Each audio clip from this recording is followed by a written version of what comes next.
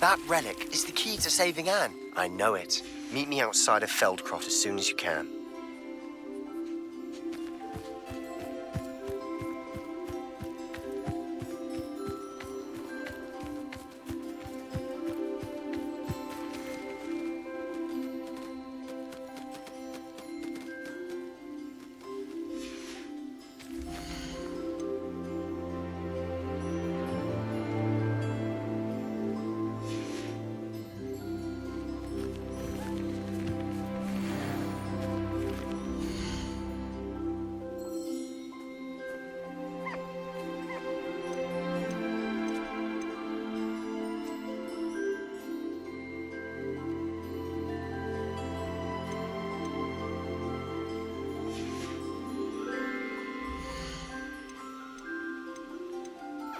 I'll look after you.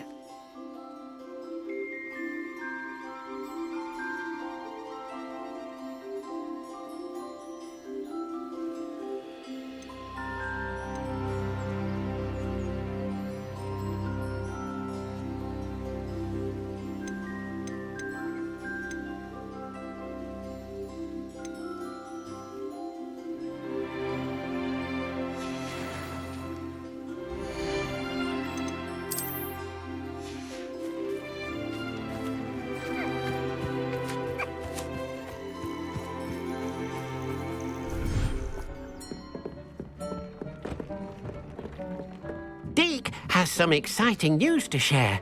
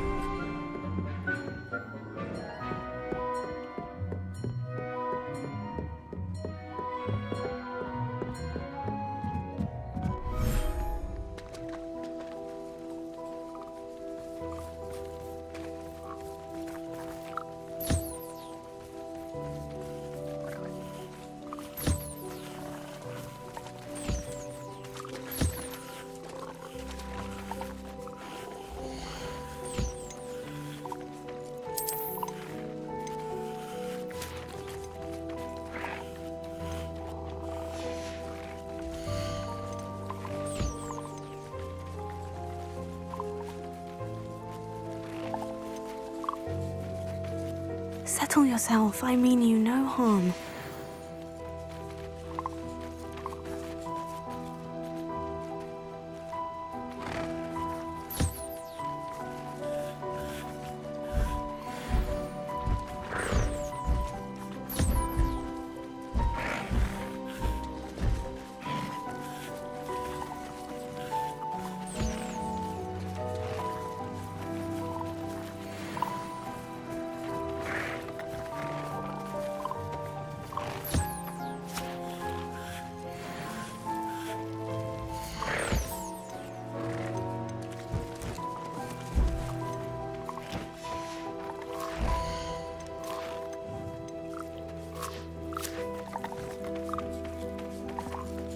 Professor Howin will never believe this.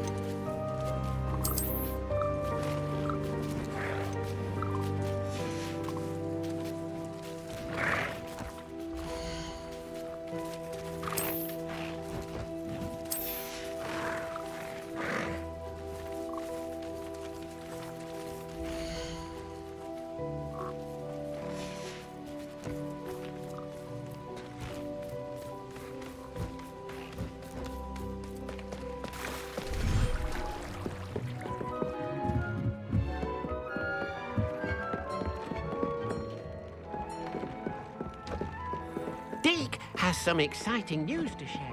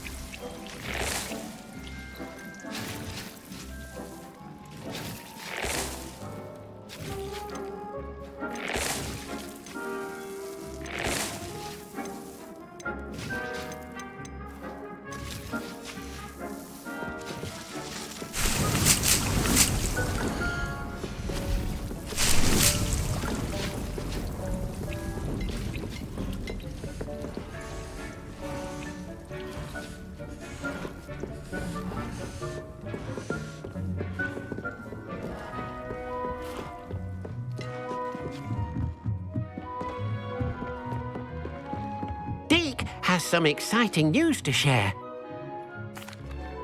Hello, Deke. Professor Weasley said you had an idea. Indeed, Deke does. Deke knows that you want to learn about all sorts of beasts, and Deke recently heard rumors of a phoenix nest in a nearby mountain. A phoenix nest? I wonder if it belongs to the phoenix Natty mentioned, the one Harlow and the poacher pack are after. Deke would not doubt it. If Deke has heard of it, surely the nasty poachers have as well, which means it could be in danger. Well, I'd better go and rescue it then, hadn't I? Deke thinks so. So majestic a beast should not fall into such vile hands. Deke is not sure why, but Deke feels that saving a phoenix might help to make amends for what happened with Deke's prior master. Deke hopes that you are able to find the phoenix and bring it to the room where it will be safe.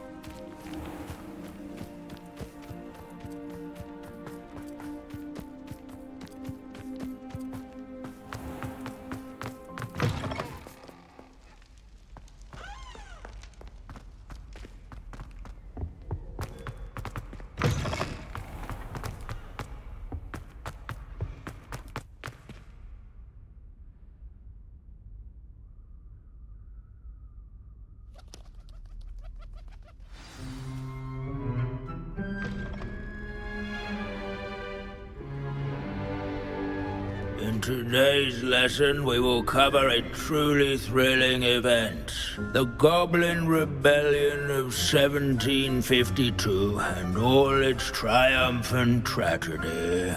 But more specifically, we will address the devastating effects it had on the wizard milling industry.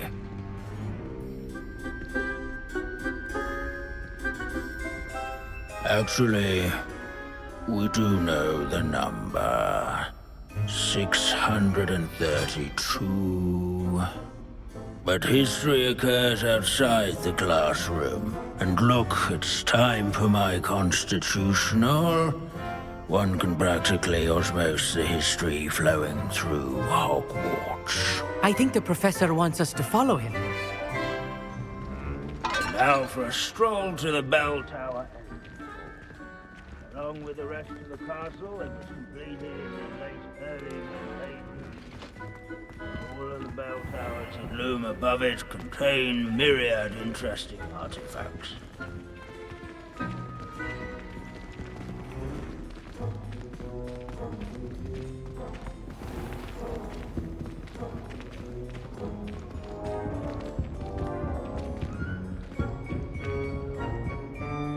Good to see you again. Recovered from that nasty bout of dragon pox, have we? That wasn't me, Professor. I'm new here. Are you? Well then, welcome. No doubt you're eagerly anticipating my analysis of various wizarding councils, codes, statutes, and of course, goblin rebellions. Not all goblins are rebellious. Some venture into wizarding politics, such as Eargit the Ugly. Some are talented artisans, such as Bragbor the Boastful. Did you say Bragbor? I know that name. Lodgok said he was an ancestor of Ranrock. Well known for his metalwork. I would imagine much of his goblin wrought iron and silver has survived to this very day. Where were we? Oh yes. Back to our class topic for today. Grimbold Weft. Another notable historical figure. He's right nearby. Curious students can find him on display here.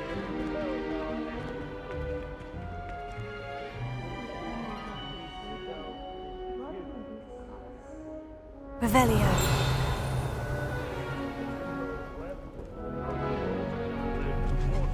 Done in the Goblin Rebellion of 1752.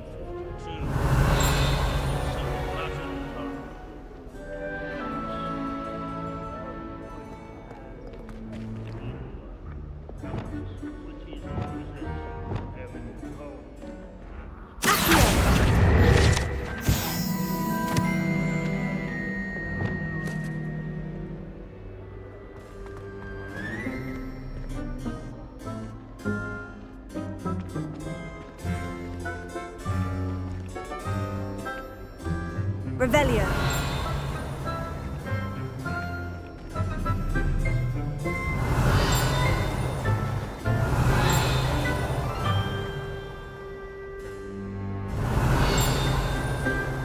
What are you up to now?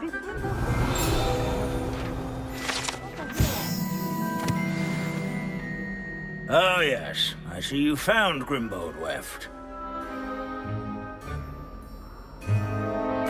Yes, I rather enjoyed seeking him out. The thrill of the scholarly pursuit. I know the feeling quite well.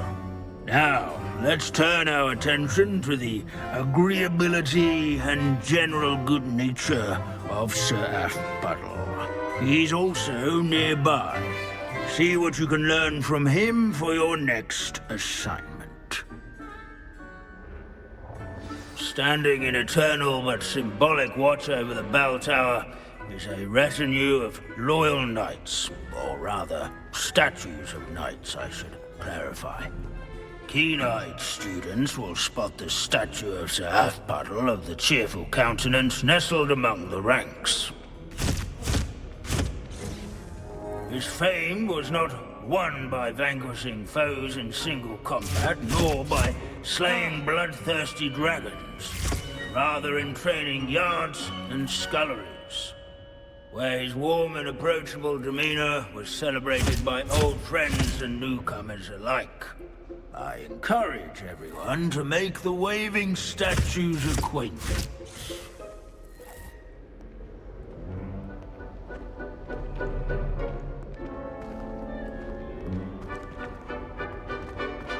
Sir Half-Puddle. This is a centuries-old likeness of Pangadon. Fearless mouse hunter and devoted study companion.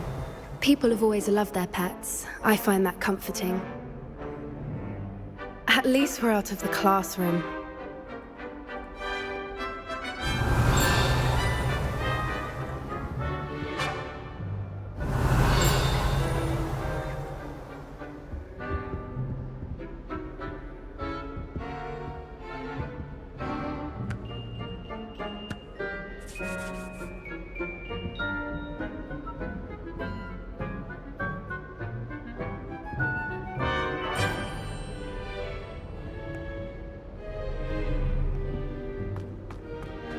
There's nothing quite so magical as history.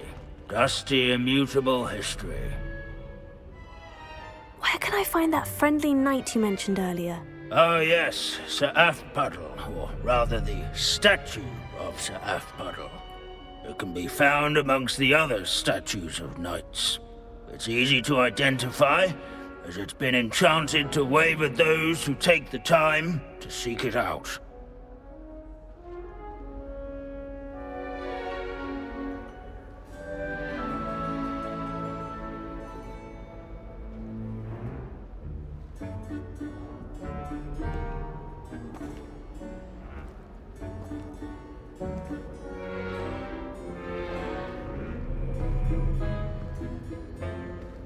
The Hogwarts founders could never have achieved such architectural majesty without the aid of powerful magic.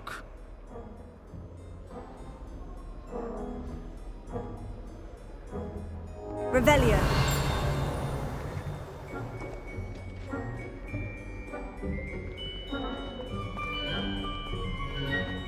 Sir Skagglethorpe the Heedless once challenged a mountain troll to a game of musical chairs. Care to guess who won? Abandoning class to wander the halls is in keeping with Professor Binns's manner of teaching. Hogwarts is impervious to the inexorable march of time. Perhaps that is why I admire it so.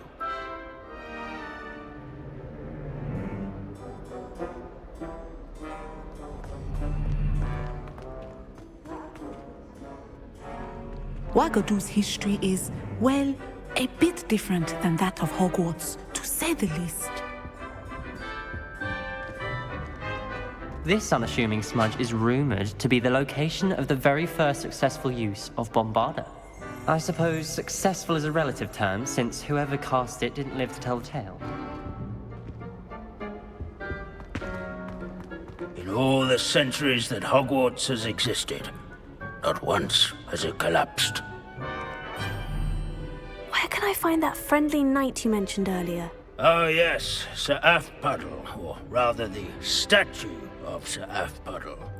It can be found amongst the other statues of knights. It's easy to identify, as it's been enchanted to wave at those who take the time to seek it out.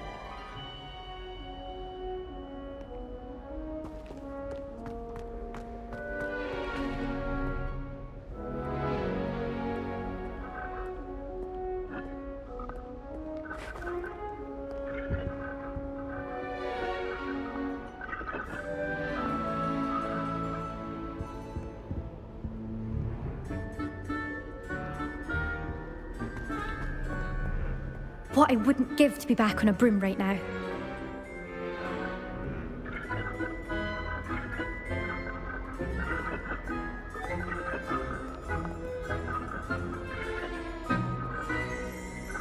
Revelio.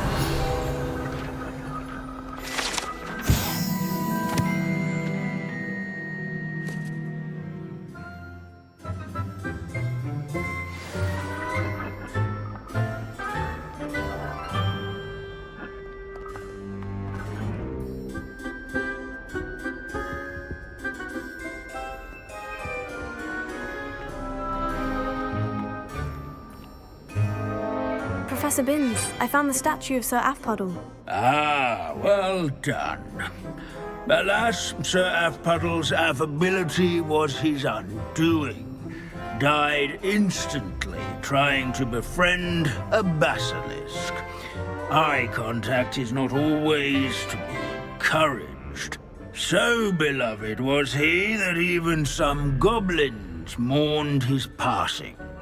Of course, that did not bode well with the rest of the goblins, most of whom could not abide mourning the loss of a wizard.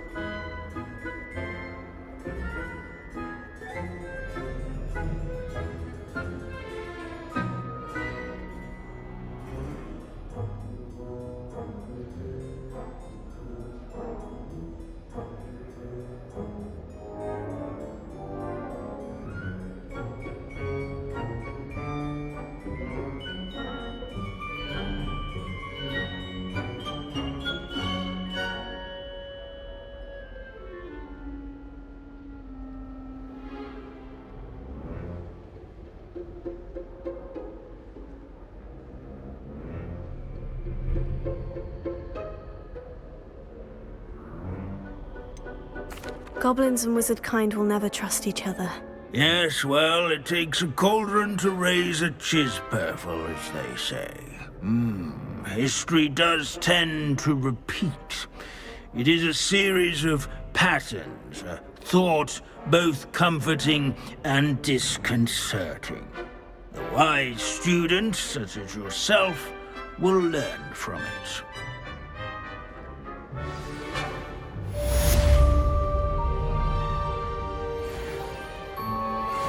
History is written by those who do their schoolwork, so they say. Or at least, I like to say that. Looks like we've all gone on another one of Binz's wild goose chases. How can we do so much and accomplish so little?